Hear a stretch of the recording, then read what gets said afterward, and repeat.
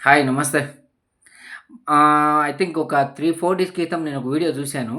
అసెంబ్లీలో మన డీసీఎం గారు, హాఫ్ అన్ అవర్ డీసీఎం గారు మాట్లాడుతా ఉన్నారు. వైజాగ్‌లో స్ట్రీట్ ఫుడ్ జేసుకొని, అమ్ముకొని జీవనం కొనసాగించే వాళ్ళ ద్వారా పర్యావరణానికి నష్టం కలుగుతా ఉందంట.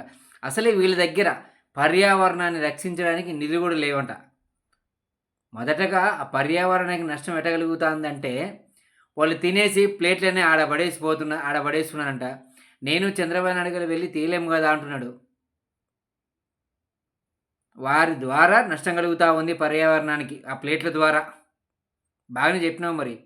మీరు మీ గవర్నమెంట్ ఫార్మ్ అయిన తర్వాత మీ ఇష్టానుసారము ఆల్కహాల్ రేట్ తగ్గించి, ఊరికి 1, 2 బార్‌లకు పర్మిషన్ ఇస్తున్నారు మరి. మీరు రేట్ తగ్గించడం వల్ల జనాలు తాగి ఎక్కడెకంటే అక్కడ పడిపోయి కొంతమంది పొలాల్లో తాగి కూర్చున్నారు. పొలాలు తాగేసి, ప్లాస్టిక్ వదిలేసి, గాజు బాటిల్‌లు పగలగొట్టేసి ఆడే పడేస్తున్నారు. రైతు పొలం దున్నడానికి పోతే ఎద్దులకు గెట్టెలు తెగుతున్నాయి. వరి దున్నేటప్పుడు రైతులకి కాళ్ళు తెగుతున్నాయి. హాస్పిటల్ పాలవుతున్నారు. కలుపు తీసి ఇప్పుడు కూలీలకు కాళ్ళు తెగుతున్నాయి. హాస్పిటల్ పాలవుతున్నారు. అలాగే ప్లాస్టిక్ బాటిల్ పొలంలో పడేస్తే అది కుళ్ళలేదు ఎన్నాళ్ళైనా. ఎన్ని సంవత్సరాలైనా కుల్లడం లేదు. హ్మ్. ప్లాస్టిక్ కవర్‌లో పడేస్తున్నారు. ఇస్త్రాకులో పడేస్తున్నారు. మరి వీటి ద్వారా పర్యావరణానికి నష్టం కలగడం లేదా? రైతులకి హాని లేదా? పర్యావరణాన్ని కాపాడడానికి నీ దగ్గర నిధులు లేవంటున్నారు.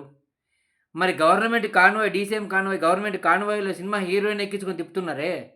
మరి వీటంతటికి ఎట్ట నిధులొచ్చినాయి పవన్ కళ్యాణ్ గారు?